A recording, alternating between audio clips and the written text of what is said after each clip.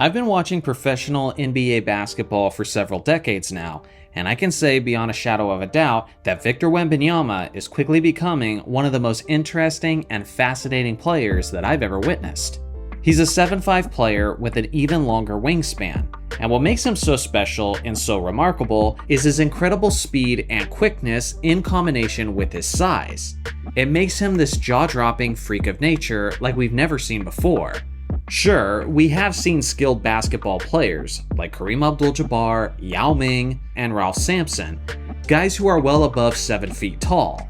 But even those guys were not nearly as agile and as fluid as Wembanyama, as he often operates like a 7'5" guard. He's shifty, he's quick, he can dribble the basketball, and he can cover a tremendous amount of ground in a short amount of time. He's terrifying on defense, as he nearly won the Defensive Player of the Year award in his rookie season. And honestly, some of the ways he was intimidating guys from even thinking about challenging him around the rim was a kind of defensive impact that I don't think I've ever seen from a rookie player. Now San Antonio has really made things interesting as they acquired Chris Paul, and I do think he is going to help out Wemby quite a bit. Last year, Wemby's teammates looked completely enthusiastic about feeding him the basketball.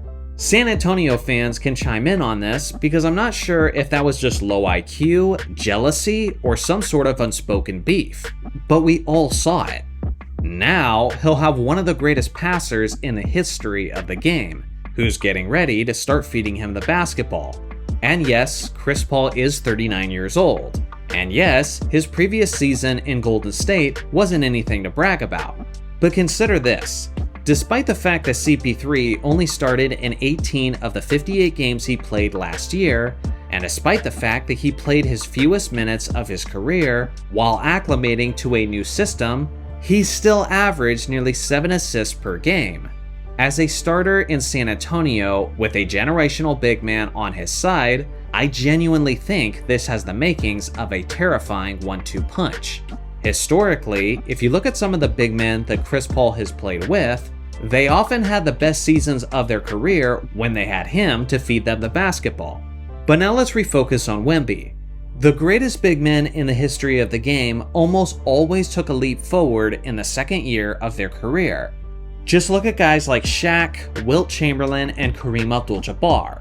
Yes, they were great rookie players, but that leap forward in their second year was monumental.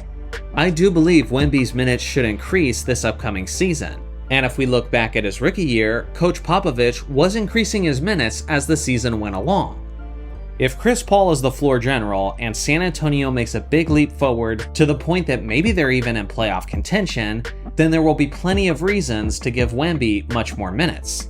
Especially once those minutes start to climb, I can see Wemby being a modern version of Hakeem Olajuwon, in the sense that he'll be putting up ridiculous blocks and steals averages that most bigs simply can't replicate. Those stocks combinations will be some of the most impressive we've seen in modern history. If you look at his per 36 minute stats in his rookie year, he averaged 26 points, 13 rebounds, 5 assists, 1.5 steals, and 4.3 blocks. Just think about that stat line for a minute. If Wemby increased his minutes to around 36 and was able to put up those numbers over the course of a season, then he would instantly become the MVP favorite as soon as the Spurs were a playoff team.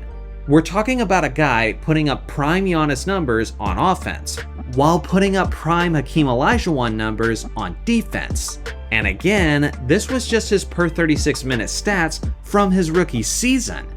And Wemby is still in the process of becoming a much better basketball player. When you look at it that way, this is easily one of the scariest potentials that I've ever witnessed in a basketball player. With that being said, it isn't all amazing when it comes to Wemby, and the one aspect that I'm really critical about related to his game is the fact that he doesn't take full advantage of his size and length. Of course, as an old head basketball fan, I would say that, right? Back in the 90s and 2000s, big men were known for playing more in the post, and would abuse smaller players down low. Sure, Wemby doesn't have the strength and the pounds to really punish guys down low, but with his skills, with his pure height, and with his length, he can surely get good opportunities at will. A player like Wemby should be relentlessly going to work in the post, because he should always be able to get a clean look based on his skills and based on his size. He doesn't need a Kareem skyhook, but even just a casual jump hook would make him nearly unstoppable within 15 feet. One of the reasons he doesn't go to work more in the post is because he settles too much on the perimeter. Simply put, he shoots way too many three-point shots. Last year, Wemby shot 5.5 three-point attempts per game, while hitting only 32.5% of his three-point attempts. That is well below league average. And if you look at guys who shot that many three-pointers throughout the course of his career, he would statistically be one of the worst three-point shooters in league history if he maintains this percentage. He was literally second in the league among centers for the most three-pointers attempted per game, while being well below league average efficiency from three-point distance. If you ask me, that's just wasted possessions. And I get it, basketball is a game of spacing, and you need to be able to threaten guys with the possibility of a perimeter shot. That way they give you more space to operate. Being able to shoot the three-point shot keeps defenses honest, and it doesn't allow them to back off and crowd the rim, stopping you from driving to the basket. But again, he was second in the NBA among centers and three-pointers attempted per game, and he was nearly first overall. He simply doesn't need to be shooting that many.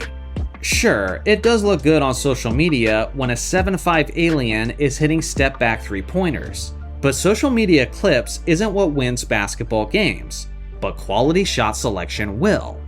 Clearly, nothing has changed in the offseason, as he was terrible from three-point distance during the Olympics. He shot only 28.9% from three-point range, while leading his entire team in attempts per game at 6.3. And also consider the fact that the three-point line isn't as far out during Olympic competition. Don't get me wrong, overall he was still fantastic in the Olympic Games, but I'd just like to see him maximize his potential with some better decision making. Maybe the addition of Chris Paul's leadership will help with that. So obviously, there's pros and cons heading into next season, but the pros clearly outweigh the cons. He has some areas where he can refine his game, but overall, I think NBA centers should still be very scared going against this guy, both on offense and defense. Personally, I think he's the next guy to achieve the quadruple-double, and assuming he stays healthy, he'll be breaking numerous records in the near future. I will say this with complete certainty, that this is the most excited I've been to watch some Spurs basketball in quite a long time. So what do you guys think? Just how scary is the potential of Victor Wembanyama? And are you like me and thinks he needs to make some significant changes to his game? I look forward to hearing your thoughts in the comment section below. Thanks for watching as always, make sure to like and subscribe for more basketball content, and I'll see you guys in the next video.